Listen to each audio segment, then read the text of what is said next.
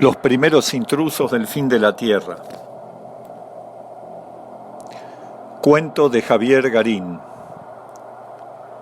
Parte del volumen de cuentos Historias del fin del mundo. 1. El condenado avanzó con cierta altivez frente a sus antiguos compañeros en la pequeña isla desierta. Los hombres presenciaban la escena silenciosos, con una vaga expresión de culpa. El condenado recibió el último sacramento. Arrodillado, lo hicieron inclinarse, ofrecer el cuello. Un hombre de semblante sombrío, terco, cubierto de una profusa barba que empezaba a encanecer, hizo un leve movimiento de cabeza. Un golpe fuerte, preciso. El cuerpo del condenado se agitó en una convulsión final. La cabeza se desprendió. Los hombres bajaron la vista. Nadie dijo una palabra en la isla desierta, rodeada de aguas azules, aguas hasta entonces vírgenes. Alguien se inclinó a contemplar esos ojos fijos, cristalizados en un vacío de desesperación, que parecían mirar ansiosamente hacia la costa fronteriza, hacia el continente, más allá del canal, como si aún entonces aguardaran de aquella tierra abundante en enigmas una explicación a tanto absurdo. Pero la tierra descarnada, acostumbrada a la crueldad, indiferente al dolor, permaneció en silencio bajo el viento, bajo el cielo declinante, cargado de presagios. 2. Habían llegado a aquel puerto salvaje pocos días antes. Las 5 naves habían cortado suavemente con alivio las aguas tranquilas, reparadas, a cubierto del oleaje del mar abierto.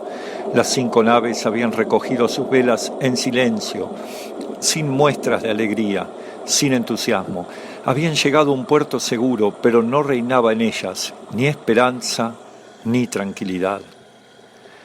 Era la Pascua de 1520. 6 meses habían transcurrido desde su partida sin destino declarado, allá en el puerto de Sanlúcar, al otro lado del gran océano. Habían atravesado calmas chichas y borrascas, tempestades y vientos adversos.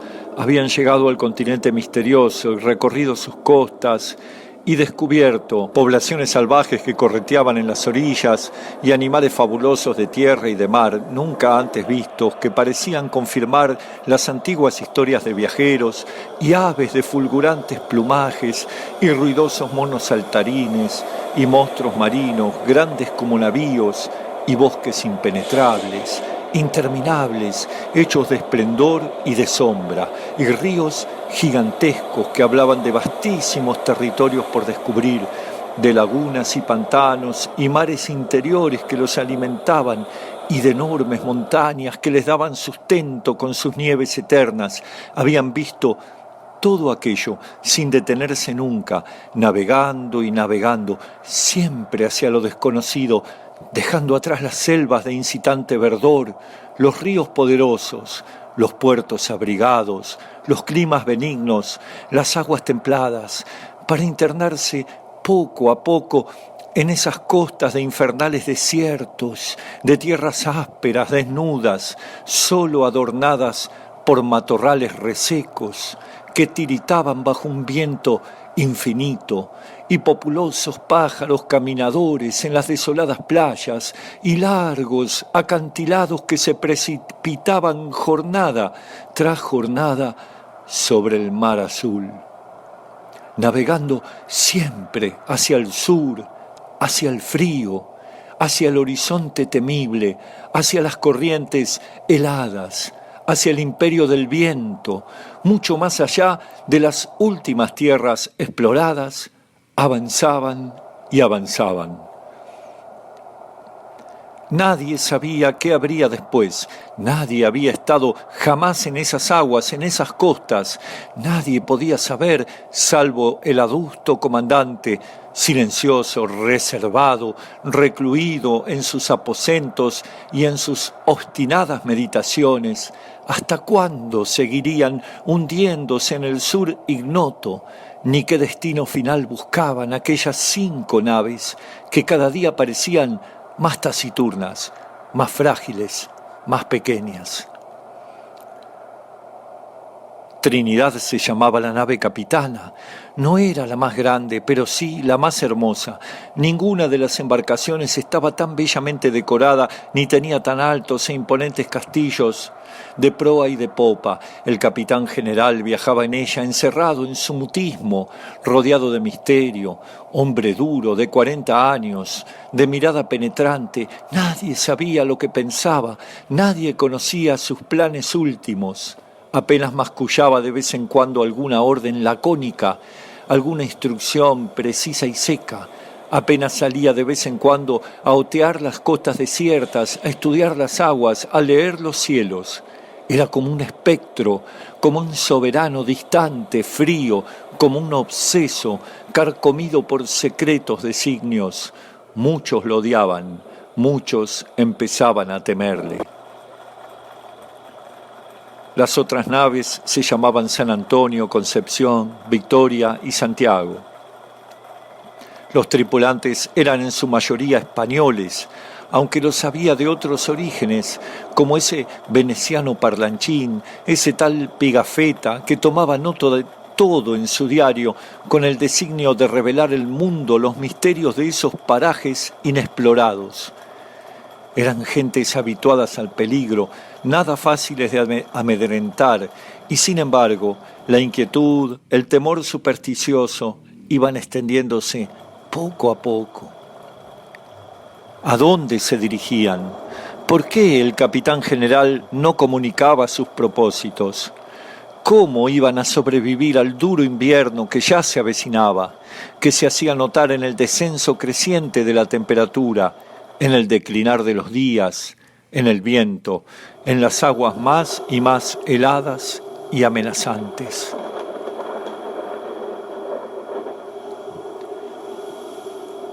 Llegaron a ese puerto bajo un cielo extraño.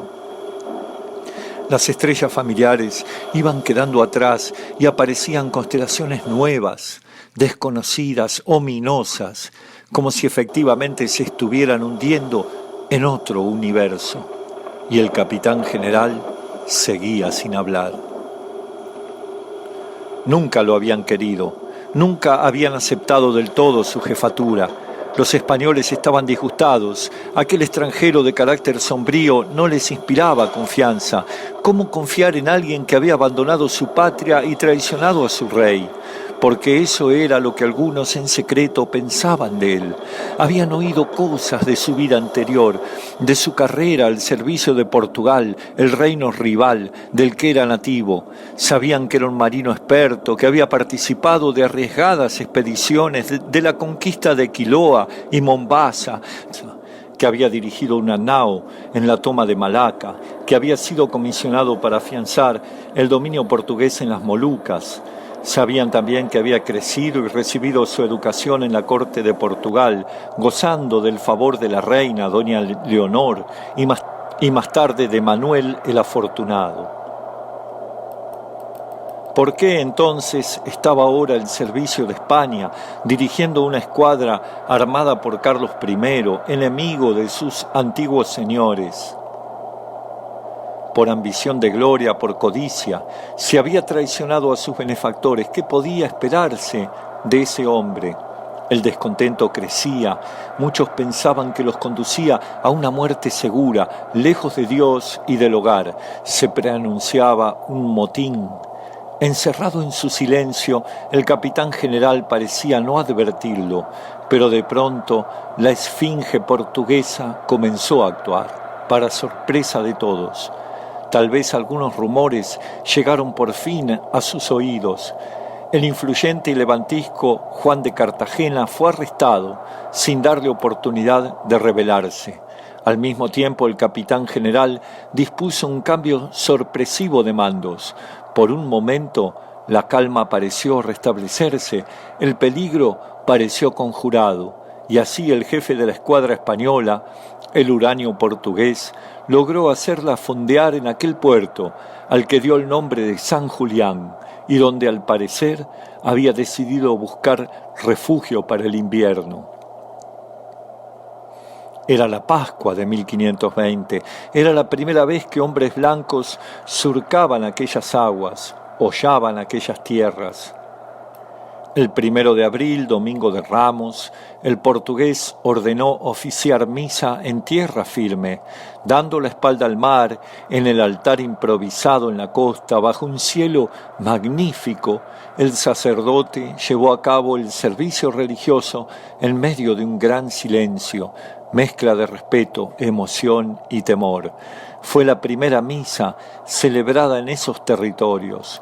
Poco después estallaría la sublevación, poco después caería en tierra en la isla bautizada como de la Justicia, la cabeza del primer hombre europeo ejecutado por europeos.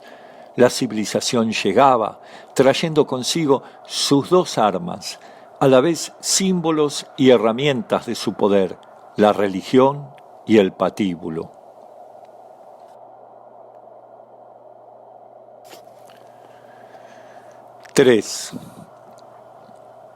Ese domingo de Ramos, el hosco jefe de la escuadra invitó a capitanes y oficiales a compartir una comida en su nave. Era un gesto inusual en él, una forma de celebrar el arribo a ese puerto remoto, el final de una etapa en un viaje cuyo desarrollo futuro solo él conocía.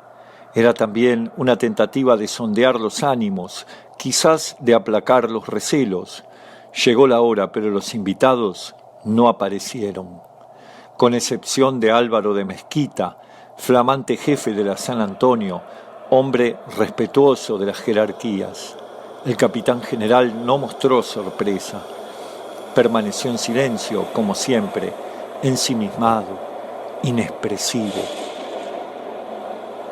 Acababa de sufrir un desaire temible. Solo podía significar una cosa: el motín estaba comenzando. En medio de la noche, los sublevados actuaron abiertamente bajo la inspiración del atrevido Gaspar de Quesada. Con una rápida acción, liberaron a Juan de Cartagena y atacaron por asalto a la San Antonio. Lograron el dominio de 3 de las 5 naves.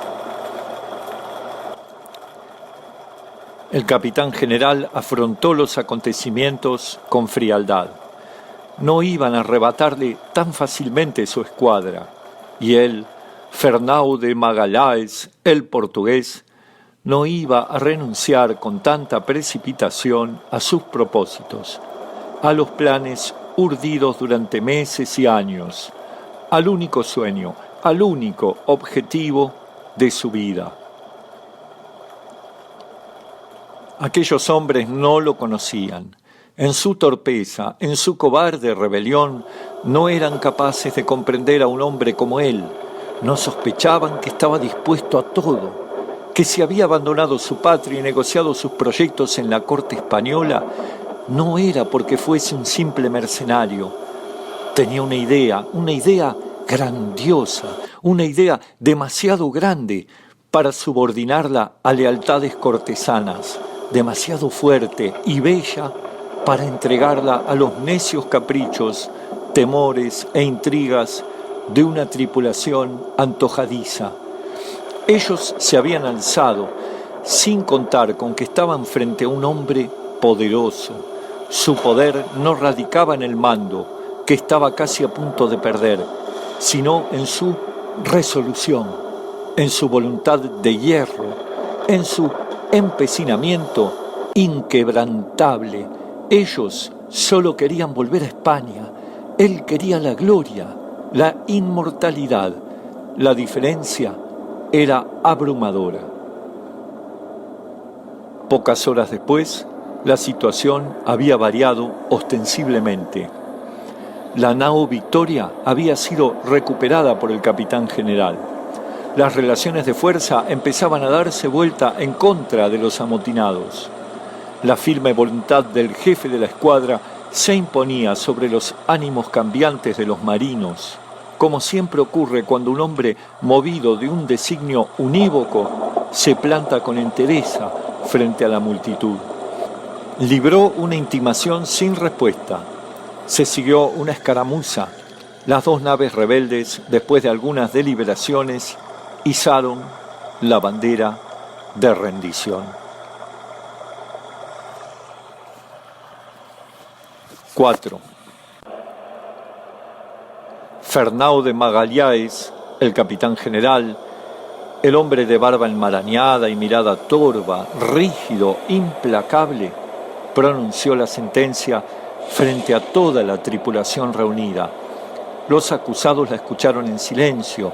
40 hombres fueron condenados a muerte, entre ellos el capitán Gaspar de Quesada, el rebelde Juan de Cartagena y el díscolo sacerdote Sánchez de la Reina.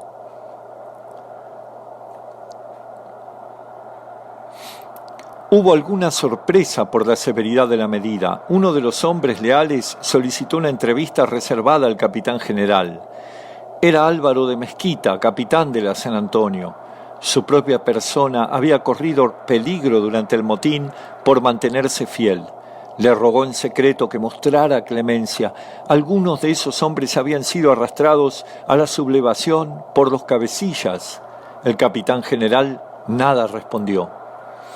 En los combates para recuperar la nao Victoria había muerto su capitán Luis de Mendoza. Magalhães ordenó descuartizar sus restos a la vista de todos, para alimento de las aves. Gaspar de Quesada, el caudillo, fue conducido a la isla fronteriza, donde lo decapitaron. Recién entonces Magalhães consideró el pedido del capitán de la San Antonio. Quizás tenía razón, la tripulación ya había escarmentado y no podía privarse de tantos hombres. Perdonó la vida al resto, pero a Juan de Cartagena y al sacerdote Sánchez Reina los hizo desterrar. Se internaron desolados en la terra incógnita. Poco después vino el invierno, el frío atroz, las noches despiadadas, y nadie volvió a verlos. 5. Pasaron los meses, las naves fueron reparadas y reaprovisionadas. Se cazaron algunos animales extravagantes a la vista y al paladar. No volvió a producirse ningún motín. Hacia fines de abril, Magalhães ordenó a Juan Serrano, capitán del Santiago, partir hacia el sur con su navío en misión de reconocimiento. Al darle instrucciones, le explicó el motivo de sus desvelos. Debía buscar un paso navegable hacia el oeste, hacia el otro mar, el mar que se abría más allá del continente, el mar que surcaban las naves portuguesas en su camino a las Molucas. Ese paso debía existir, así lo creía firmemente Magalhães, desde que, revolviendo las colecciones de documentos de la contaduría de don Manuel de Portugal, había encontrado una carta de Mariar hecha por Martín Behaim, miembro de la Junta dos Matemáticos, que admitía la existencia de un estrecho austral. Fue gracias a ese documento que urdió su plan expedicionario y convenció a un oficial de la Casa de Contratación de Sevilla, al obispo Fonseca y al propio Carlos I, de patrocinar su temeraria empresa. Ese era el paso o estrecho que ahora Serrano debía buscar, siguiendo la costa durante un cierto número de leguas, regresando a San Julián en caso de no encontrarlo. El Santiago partió. Magalhães aguardó con ansiedad, pero los días pasaron. El clima se hizo más duro y la nave de reconocimiento no regresó. Solo al cabo de muchas jornadas vieron por fin a Serrano y sus hombres, que regresaban por tierra, a pie, exhaustos, luego de atravesar leguas y leguas de territorio desierto en medio de terribles penalidades. Habían perdido el navío en un temporal. Obligados a encallar, salvaron sus vidas de milagro. Serrano refirió que poco antes del naufragio pudieron descubrir y atravesar la desembocadura de un ancho río, cuyas aguas extrañamente celestes fluían entre barrancos. Llamaron a ese río de la Santa Cruz, pero hasta el momento de la tempestad no habían tenido noticias de paso marítimo alguno. 6. Hacia el mes de junio los días se habían acortado y el viento no cesaba de soplar y nevaba. A veces un pálido sol animaba la costa desierta. El mar, encerrado en aquel puerto natural, se mostraba siempre calmo, pero más allá se alzaban las crestas de olas furiosas en los días de tempestad. Entonces ocurrió algo extraño. El locuaz Pigafetta escribió así en su crónica: un día en que menos lo esperábamos, se nos presentó un hombre de estatura gigantesca. Era tan alto que con la cabeza apenas le llegábamos a la cintura. Toda la tripulación de la escuadra estaba asombrada con la aparición de ese gigante surgido de la nada, que ejecutaba extraños movimientos de una danza misteriosa en la playa de San Julián. ¿De dónde había salido? ¿Quién era? ¿Acaso el desierto estaba habitado por una raza de descomunal estatura? Así se hizo contacto con los nativos. Al comienzo fue pacífico. El espíritu religioso vio allí una oportunidad y decidieron que había que bautizar a uno de aquellos extraños hombres altos. Le dieron el nombre cristiano de Juan y todo habría quedado en ese inofensivo intercambio si Magalhães, deseoso de asombrar a sus nuevos señores, no hubiese decidido llevarse para regalo de la corte de España a algunos ejemplares de aquella raza exótica. No resultó fácil capturarlos. Hubo enfrentamientos y muertes en ambos bandos, pero los europeos se salieron con la suya y al fin redujeron a 2 gigantes. Pigafetta contaría más tarde que entre 9 españoles de los más fornidos apenas podían sujetar a los cautivos, arrojándolos al suelo para atarlos, y aún uno de ellos lograba desasirse una y otra vez. El capitán, escribió Pigafetta, dio a esa gente el nombre de patagones.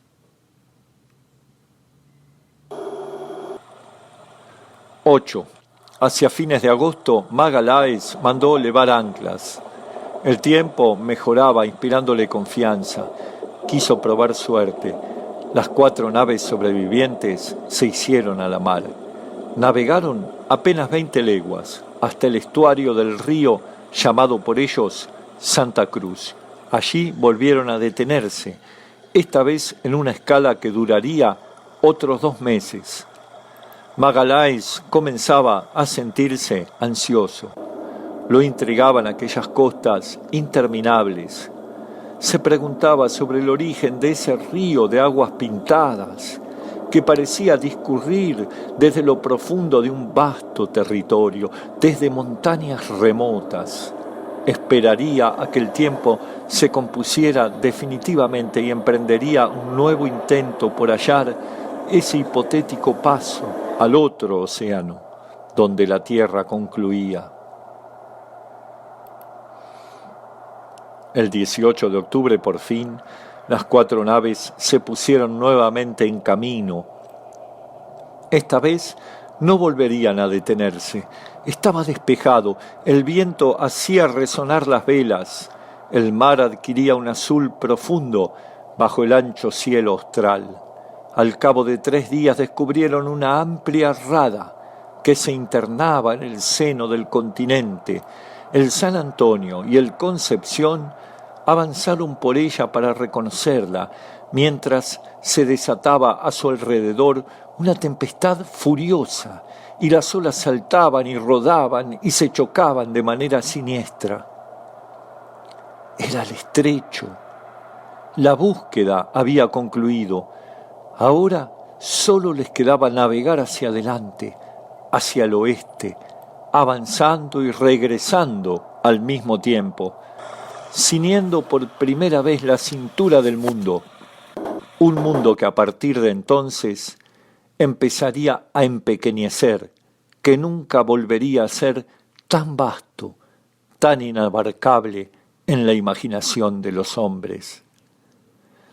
En septiembre de 1522, una sola de aquellas naves, la Victoria, profético nombre, arribaba por fin al puerto de Sanlúcar al cabo de 3 años de navegación.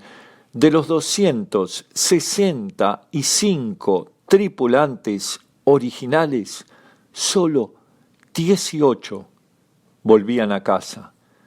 Fernão de Magalhães, el obstinado portugués, no vivió para verlo. Fin.